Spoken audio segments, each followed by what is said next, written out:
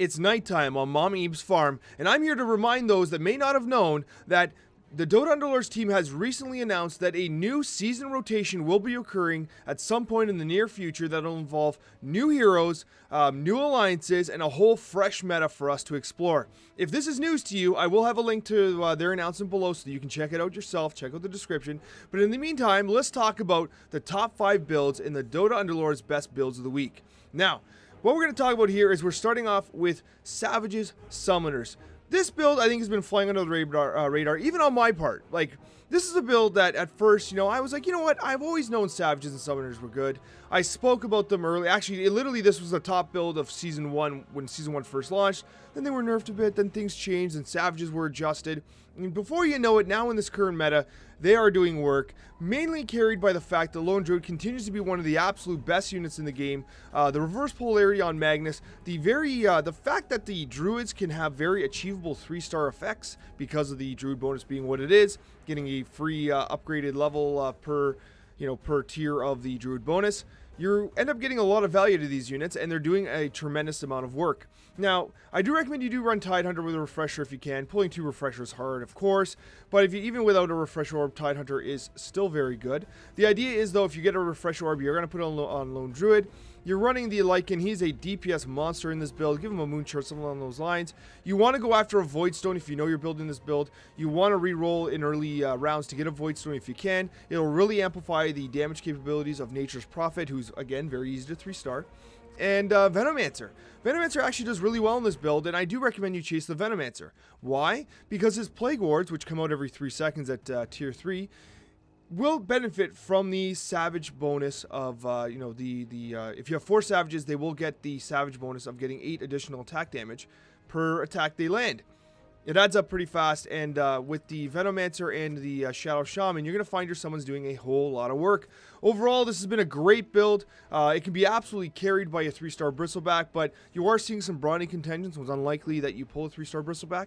But realistically, a fantastic build and one that is currently dominating the current meta. Troll's Heartless continues to be a meta-defining build. It is, without question, the go-to rank-up build if that's what you're looking for. If you're looking to grind rank, if you're looking to get to Lord or get to a new, rank plateau before the announcement of Season 2, then this is the build you run. This is a 4-troll variant. You are running Heartless as well to amplify the physical damage being done by auto attacks. I do recommend you go after that sweet Lifestealer at 3 stars. He's one of the best units in the game, one of the best 3-star abilities. Moonshard is going to give him an absolutely incredible amount of DPS, but bear in mind, if you Mask of Madness him, if he turns into a 3-star unit, you're going to mute his rage effects. So it's very important that you go Moonshard, or if you have a Mask of Madness, you're going to have to rotate it onto a different unit, or just leave it be. Now, the one thing I will suggest, of course, is that if you have a Dazzle at 3 stars, remember, in these builds, the 3 stars are not like mandatory. This is just a reminder that these units do have 3-star effects. If Dazzle is 3 stars, Dazzle creates the Vesture of the Tyrant effect, so you want to position him centrally. You would like to have the Knights together with Abaddon and the Bat Rider. Again, you want to focus on getting items that really amplify the benefit of the attack speed for the Trolls, and in one case, I think Fedora does a great job of this. Fedora on a ranged unit, because there are no natural ranged brutes. The result of this is that the Witch Doctor will be able to kind of spread the brute effect, really minimize the amount of incoming damage, and with your Necrophos and the Warlock effect, you're going to be doing a lot of healing, not to mention the fact you get a 25% bonus to the healing. Overall, a great build. I do recommend that you go Enthrall and Essex, because Enthrall and Essex is going to really amplify the amount of damage you're able to do, and of course it works hand in hand with the Heartless bonus, because Enthrall in and of itself reduces armor as well, which will help you amplify the amount of DPS you're capable of. Overall, an absolute meta-defining build, one that continues to have a great impact on the current meta. Brownies continues to be one of the best builds in the meta, especially if it's uncontested. The problem is that if it is contested, it's basically a highway ticket to you getting 8th place and the other guy going Brownies getting 7th place. Brownies are only good if you get them snowballing early, you get some quick 2 stars in like Snapfire, Bristle, and a Beastmaster, and you get them rolling. You got to get those wins. If you are losing early, you're not getting the Brownies snowballing, and you're seeing contention, you got to get off them right away. right away. If you got an early 2-star Beastmaster, perhaps you go towards Hunters. If you got an early Bristleback, go towards Savage Summoners. Get out of Brawnies. But if no one's going Brawnies and they're uncontested, and you got a little bit of good RNG going forward, and you've started to get the ball going, then take them to number 1. They are either a boom or bust build, and part of the challenge of running Brawnies is determining when to kind of peel off them.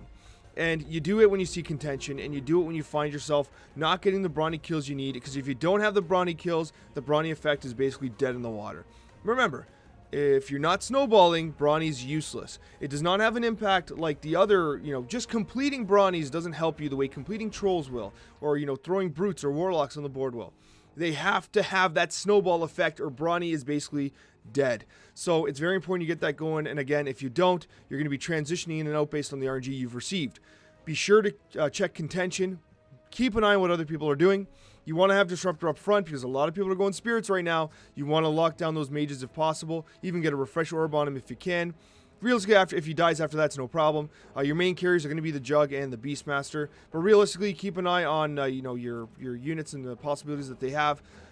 A reminder that Shadow Fiend with a Fedora is absolutely fantastic. His fast attack rate and his good attack range will help you to spread that Fedora debuff around all around. I said Fedora debuff, I meant Brute debuff. But regardless, overall, an absolutely excellent build. I do recommend Let's Go Crazy Hobbying, because if you do get the Brawnies going, Let's Go Crazy Hobbying does tend to do a lot of work with regards to extended fights, because Let's Go Crazy is activated, and the next thing you know it, there you just have a massive DPS increase until the end of the fight. And Brawnies, if done right, can really amplify the damage capabilities of Let's Go Crazy. Let's move on to build number 4. Assassins, Voids, and Spirits continues to be my favorite build in the meta. It's tricky to pull off, but it still is my favorite. And let me explain a few things. First, you got to go Blink Dagger and Ember Spirit. I know a lot of people like to go Battle Fury. I keep saying, you could, don't get me wrong, you could go Battle Fury. You are running 6 Assassins, so Battle Fury is an option. But if you want to specifically go after the Spirit activation, the Delta Slam, you really want to get a Blink Dagger so he can jump in, and then he can activate his Sleight of Fist really quickly in line with the other spirits, so that you can get a quick Delta Slam before he dies. Because look at his health, 1600, and he's not nearly as mobile as the Storm Spirit, who can ball lightning away once they take damage. He's not nearly as tanky as Nerve Spirit, so it's very important that he gets that initial Delta Slam off before he dies, or else he's basically dead weight. You are looking for a Mask of Madness on Slark. It's absolutely mandatory. Slark is literally useless without a Mask of Madness. Mask of Madness is much better than even a Moon Shard, simply because Mask of Madness will provide a sustained healing effect for Slark, which is so important for him to continue doing his DPS, because the more DPS he does, the more he heals, and the more difficult it is to kill him. You are going to go after Queen. This build does require you to level pretty aggressively, though. The only way that you can realistically complete Assassins if you get to level 8 rather quickly, so that you can activate the Void, the Faceless Void with Voids and Assassins. And of course, you want your TA and your Slark as well. So you do level pretty aggressively. Hold on to Queens as you can, but I do not recommend you reroll for Queens. I don't even recommend you reroll for the Storm Spirit. Storm Spirit has a new 3-star effect, which is absolutely fantastic. It's an attack slow and damage splashed across everyone impacted by the Delta Slam. It's truly fantastic. But in this build, that is bonus, right? The Queen and the Storm Spirit, they're bonuses. You're not hard re-rolling for these two. If you get them, you get them. That's no problem. You're unlikely to get the Storm Spirit now. He's kind of hot because people are really interested in his 3-star effect. But you are after TA, you are after Faceless Void, Void Spirit, of course, and Slark. These are your 4 primary reasons why you're leveling. And of course, you can expand your board and get to 6 Assassins, which is a pretty significant increase in damage and the debuff effect. Regardless, this is a fantastic build, one of my favorite to run, and when you do run it, oh damn, it feels so good when you see those Delta Slams hit. I do recommend you go all out attack Eno in this simply for the fact that all out attack will do a stun effect. You run Nyx Assassin up front so that you can create a Spike Carapace stun and lock down those units. I have Earth Spirit come in on behind so that you can get a quick cast there so we can activate a Delta Slam. It's all about crowd control in this build. Early in the game, you can run someone like a Weaver or a Broodmother to activate that insect bonus in order to kind of smooth out that early game, right? I do not recommend you run Snapfire Viper, although that is an option. But I do find that the insects, they do kind of, they work a little better, I find, in the early game than the Dragon Synergy will. But with that being said, Viper and Snapfire are still a good pairing if you so wish. In fact, if you do go to 10, you could actually take Nyx Assassin out and put in a Viper and a Dragon Knight if you're so lucky. So there are Dragon variants of the same build as well. But guys, let's move on to build number 5. And for the final build of the week, we're going to talk about Brutes and Warlocks. This build is all about sustained healing, and I have found myself to be so incredibly impressed with just how balanced this build is. And once again, you're looking at a Fedora Shadow Fiend, because I'm telling you, Fedora on Shadow Fiend continues to blow my mind as to how good it is. You know, you want to get the Vlads for the armor, the additional lifesteal, and for the additional damage. You're looking for Doom. He's an absolute beauty. Treant Protector up front. Leech Seed continues to do an incredible amount of work. Leech Seed just, especially with the 25% healing bonus and the fact that you're kind of brute debuffing everyone up front, this is going to be an extremely tanky front line. I do recommend you go Chainmail up front for the Warlock. I'm telling you right now, he's going to activate his heal, and then he's just going to stay up. He's going to tank so much damage, especially with Leech Seed right here beside him and the additional armor being activated by the 3-star Treant. It's incredible. Disruptor doing what he does against the spirits and mages that are very common in the build. A lot of people tend to be putting barricades and kind of cornering with mages. Disruptor will single-handedly destroy any mage comp that does that, including actually hunter comps that won't be able to do casts and stuff along those lines. However, you know, this build, it continues to be carried by a lone druid. Refresher lone druid if you can.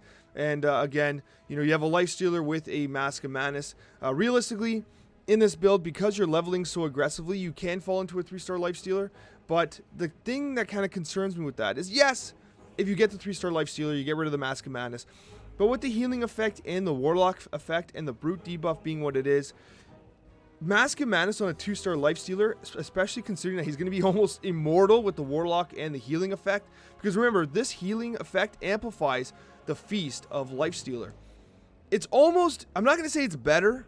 I'm not going to say it's better to stay at 2 stars with the Mask of Madness, but in terms of the resources you spend on getting Lifestealer to 3 stars and have to pull like a Moon Shard or a Satanic or something along those lines, it's almost better to keep him at 2 stars in a build like this.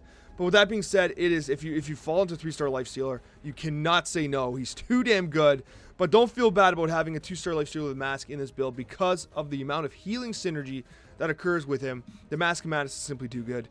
But anyways, guys, if you have any questions, let me know in the comments. I'd be more than happy to address them. But thank you guys so much for watching, and a very special thank you to all of my wonderful subscribers. Take care, everyone, and have yourselves an absolutely wonderful day.